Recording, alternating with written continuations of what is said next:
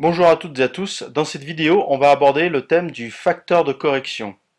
Le facteur de correction concerne les débits gaz.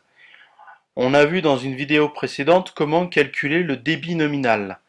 Le débit nominal d'un brûleur. Débit nominal, on a vu que c'était, on l'appelait QV, c'était la puissance absorbée par ce brûleur divisé par le PCI ou PCS du gaz concerné. Mais ça, on avait l'unité de ce débit, c'était en mètres cubes normalisé par heure. C'est-à-dire que ce débit n'était valable que dans les conditions normales de température et de pression, c'est-à-dire 0 degrés Celsius et 1013 millibars. Maintenant, qu'est-ce qui se passe si on s'éloigne de ces conditions de température et de pression, comme c'est le cas souvent, soit en changeant de température, on n'a pas toujours une température extérieure, enfin une température de gaz de 0 degré, et la pression n'est pas toujours de 1013 millibars. Donc, qu'est-ce qui se passe? Eh ben, on va appliquer un facteur de correction à ce débit pour en déduire un débit affiché. Donc le débit affiché par le compteur sera égal au débit nominal que l'on aura calculé via la puissance absorbée et le PC du gaz, débit nominal fois ce facteur de correction qu'on va appeler par exemple FC. Voilà. Alors le facteur de correction, il dépend de deux paramètres, la température et la pression. Alors, le facteur de correction il est donné par une petite formule, plus ou moins compliquée. Donc c'est égal à 1013 divisé par la pression atmosphérique du lieu où a lieu, où est situé le brûleur et la chaudière. La pression de distribution du gaz, donc la plupart du temps, ça sera du 300 millibars pour du gaz naturel, mais bon, si c'est un autre gaz, il faudra appliquer la pression de distribution du gaz, fois 273 plus la température du gaz, en général c'est la température du lieu, et divisé par 273. Donc c'est une formule un petit peu compliquée, mais ça permet de trouver le facteur de correction. Donc on va prendre des exemples pour mieux comprendre. Alors on va prendre l'exemple Saint-Étienne. Saint-Étienne, donc la pression atmosphérique à Saint-Étienne, elle est de 955 millibars. 955 millibars. On va prendre deux cas. Cas numéro 1, une température de moins 5 degrés. Et cas numéro 2, une température de 15 degrés. Voilà. On va calculer le facteur de correction pour ces deux cas. Alors le facteur de correction dans le cas numéro 1, donc c'est égal à 1013 divisé par la pression atmosphérique, donc c'est 955, plus la pression du gaz, donc c'est 300 millibars, fois 273, plus la température du gaz, dans un premier cas c'est moins 5, divisé par 273. Donc ça, si je fais le calcul, je vous dispense de montrer la calculatrice. Mais bon, j'ai trouvé 0,79. Voilà. Le deuxième facteur de correction du cas numéro 2, ça va être 1013 divisé, la pression elle ne change pas, 955 plus 300, fois 273 plus 15, divisé par 273. Et là, je trouve combien? Je trouve 0,85. Voilà, à peu près. Voilà, deux facteurs. Donc maintenant, avec j'ai ces deux facteurs, je vais pouvoir prendre, les mettre en application. Hop. Donc l'application, je vais prendre une chaudière. La puissance nominale de la chaudière, c'est 250 kW. Le rendement de la chaudière, c'est 93%. Donc j'en déduis la puissance absorbée par le brûleur, qui est égale à 250 divisé par 0,93, qui est égal à 269 environ kilowatts. Le PCS du gaz, on va prendre 11 kWh par mètre cube normalisé. Donc, à partir de ça, on va en déduire, hop, ça, tac, tac, et j'en déduis j'en déduis quoi? Ben, j'en déduis le débit volumique qui est égal à la puissance absorbée 269 pardon, divisé par 11. Et ça me donne 24,44 mètres cubes normalisés par heure. Voilà, ça c'est le débit nominal. Donc quand il fait 0 degré et 1013 millibars.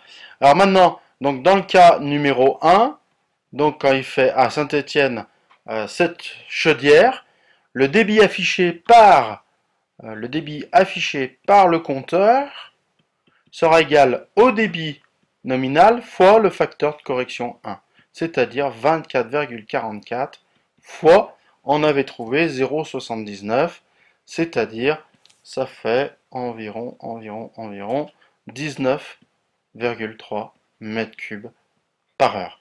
Voilà, donc 19,3 mètres cubes par heure, on est en dessous du débit nominal.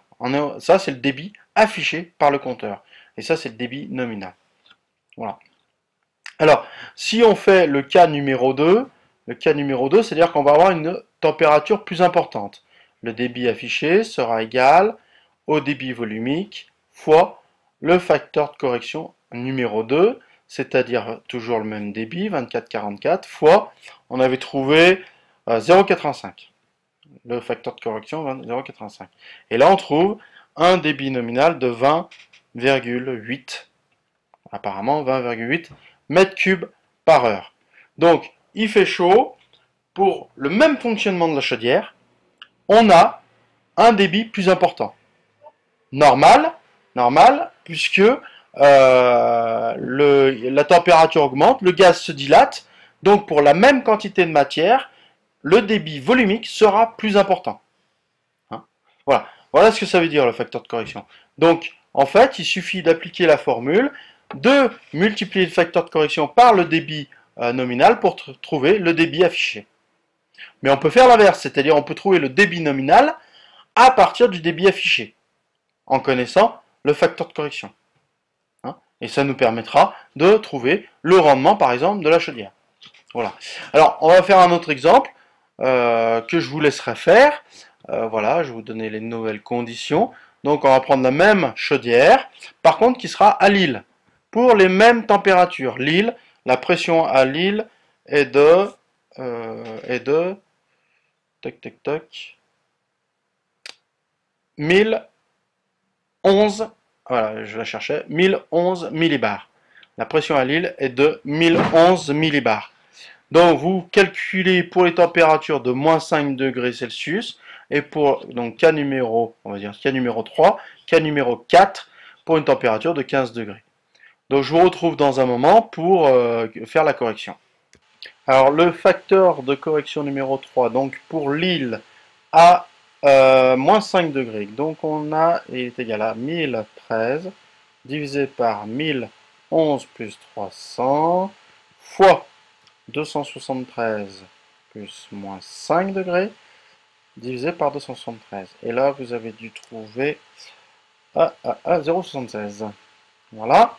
Le facteur de correction numéro 4 correspondant à Lille pour 15 degrés. Donc ça fait 1011 plus 300, ça bouge pas, fois 273 plus 15 divisé par 273. Et là, vous avez dû trouver 0,81. Voilà. Donc le cas numéro 3, le débit affiché par le compteur sera égal au débit nominal, c'est-à-dire 24,44 fois 0,76. Et là, vous avez dû trouver 18,5 mètres cubes par heure. Pour le cas numéro 4, le débit affiché sera égal au débit nominal fois le facteur de correction que vous avez calculé, 0,81. Et là, vous avez dû trouver 19,9 mètres cubes par heure. Donc là, on voit, pareil que tout à l'heure, il fait plus chaud, donc le gaz se dilate.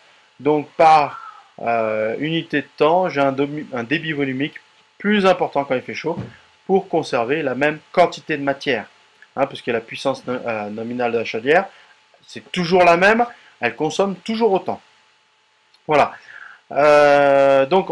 Simplement pour comparer, dans le cas numéro 1 Saint-Étienne, on avait trouvé donc à une altitude plus importante, le débit affiché, on avait trouvé 19,3 mètres cubes par heure. Donc on est en altitude et on s'aperçoit qu'en altitude, la pression est plus basse, donc le gaz peut plus se dilater. Donc, ça veut dire que je vais avoir, pour conserver la même quantité de matière par unité de temps, je vais avoir un débit plus important en altitude que au niveau de la mer. Voilà.